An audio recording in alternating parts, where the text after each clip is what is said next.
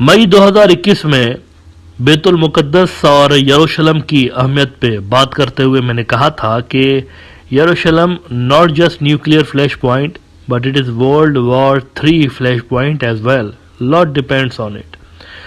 अब मैं अकेला ऐसा नहीं हूँ एनालिस्ट जो ये समझता है कि दुनिया में कभी अगर तीसरी आलमी जंग छिड़ी तो वो यरूशलेम और फ़लस्तीन के मुद्दे पे छिड़ेगी. मैं अकेला ऐसा नहीं हूँ. दुनिया के अक्सर जो जियोपॉलिटिकल एनालिस्ट्स हैं उनका ताल्लुक भले यूरोप से हो, मिडिल ईस्ट से हो, किसी भी खित्ते से हो, वो इस बात पे एग्री करते हैं कि यहाँ पे कभी भी फ्यूचर में अगर जंग छिड़ी तो वो बहुत बड़ी जंग होगी.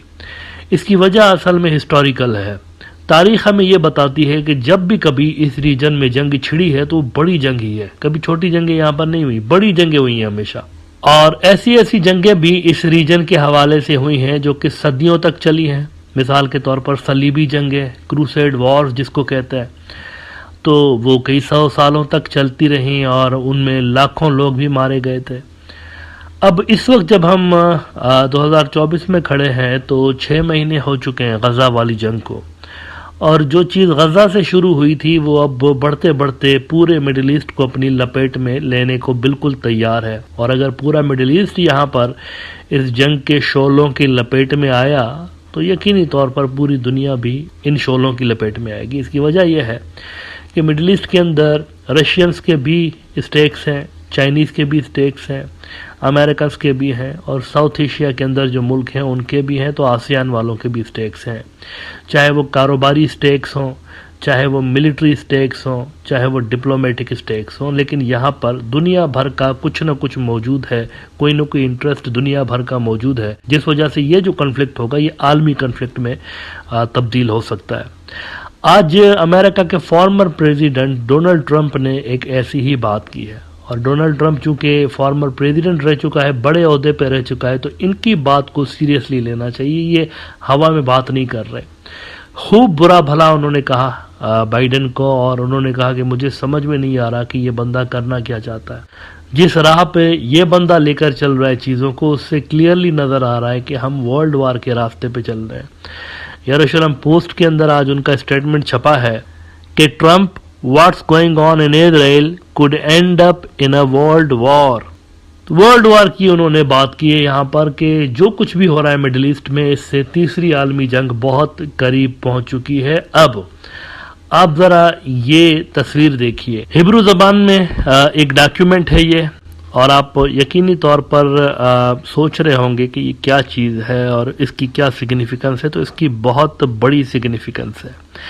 इसके अंदर आप केयरफुली देखें तो आपको एक डेट नज़र आती है जिसमें लिखा है 22 अप्रैल 2024.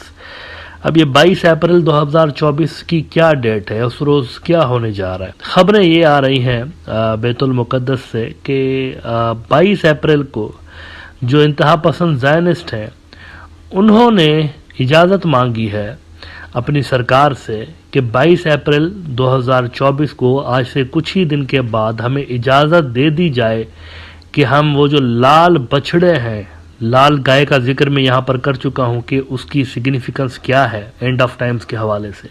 लेकिन जिन लोगों को नहीं पता उनके लिए थोड़ा सा मैं रिकैप करके और जल्दी जल्दी में बता देता हूँ कि लाल गाय का क्या सीन है एंड ऑफ टाइम्स के हवाले से और उसकी क्या अहमियत है. माहिरीन इजराइलियात जो हैं उनके यहाँ एक प्रोफेसी है पुरानी. इस पे मैं एक एपिसोड अलग से कर चुका हूँ, लेकिन चूंकि 22 अप्रैल को कोई इवेंट वहाँ पर रखने की तैयारियाँ हो रही हैं तो इस हवाले से थोड़ा सा रिकैप करके बताना ज़रूरी है कि ये क्या चक्कर है.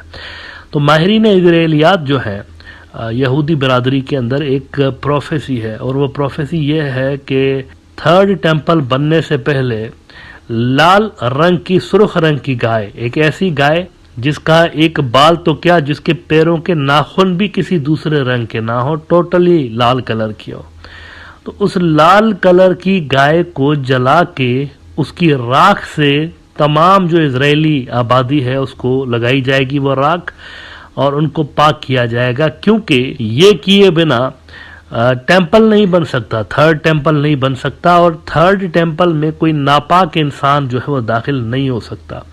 पहले के ज़माने में इजरायली माहिरीन कहते हैं कि हमारे यहाँ एक रस्म हुआ करती थी, जब सेकंड टेम्पल अभी मौजूद था, डिस्ट्रॉय नहीं किया था रोमन्स ने, तो हमारे यहाँ एक रस्म होती थी, हम سرخ رنگ کی گائے جو تھی اس کو وہاں پر رکھتے تھے ایک جگہ پہ، تو آسمان سے ایک شعلہ آتا تھا آگ کا، وہ اس گائے کو راکھ کر دیتا تھا، یہ اس قربانی کی قبولیت کی نشانی ہوتی تھی۔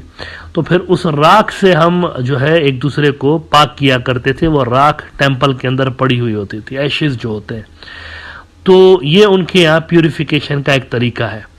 اب تھرڈ ٹیمپل بننے سے پہلے یہی کچھ انہوں نے ریپیٹ کرنا ہے کہ ایک سرخ گائے جو ہے ان کو جلا کے تو اس کی راکھ سے لوگوں کو پاک کیا جائے گا۔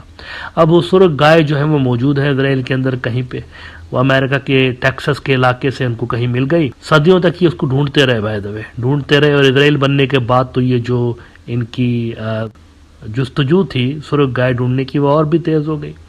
تھرڈ ٹیمپل میں جو بھی چیزیں تھیں ان کو ڈھونڈنے کا کام تیز ہو گیا۔ تابوت سکینہ صرف نہیں مل رہا، آرک آف دا کوویننٹ، باقی سارا ان کو جو ہے بہت ساری چیزیں ان کو مل بھی گئی ہوئی ہیں، یہ دعویٰ کرتا ہے ایسا۔ تو یہ گائے بھی ان کو وہاں سے مل گئی، اور یہ جو 22 اپریل کی ڈیٹ اس ڈاکیومنٹ میں دی گئی ہے، جو کہ میں نے تھوڑی دیر پہلے آپ کو بتایا، یہ 22 اپریل میں اصل میں انہوں نے اجازت مانگی ہے یروشلم کے اندر گورنمنٹ سے کہ ہمیں بیت المقدس، مسلمانوں کا تیسرا قبلہ جس کو گرا کے ٹیمپل بنانا ہے، اس کے سامنے گائے کو جلانے کا ہمیں اختیار دیا جائے، آرڈر دیا جائے، تاکہ ہم اس کو جلا کے تو اس کے راکھ حاصل کر کے تو اسرائیلیوں کو پاک کر سکیں۔ ناؤ جب یہ انسیڈنٹ ہو جائے گا تو اس کے بعد اور زیادہ شدت کے ساتھ ڈیمانڈ سامنے آئیں گی زائنسٹوں کی جانب سے کہ مسجد الاقصیٰ کو خدا نخواستہ گرا دیا جائے، اور زیادہ شدت کے ساتھ یہ ڈیمانڈ سامنے آ سکتی ہیں۔ مڈل ایسٹ آبزرور نے رپورٹ کیا کہ Temple Mount organisations officially submit a request to the Israeli police to allow the introduction of an altar and knives to slaughter red cows in Al-Aqsa Mosque on April 22, 2024۔ تو یہ وہاں پر ایک بڑا incident کرنے کی کوشش کی جا رہی ہے، اور ایز آئی سیڈ یہ اگر ہو گیا تو نیکسٹ ان کی جو کالز ہوں گی وہ خدا نخواستہ مسجد الاقصیٰ کے حوالے سے ہو سکتی ہیں۔ اور یہ سارا کچھ ایسے لمحات میں ہو رہا ہے، ایسے دنوں میں ہو رہا ہے جب پورا کا پورا جو خطہ ہے اس کے اوپر جنگ کے بادل منڈلا رہے ہیں۔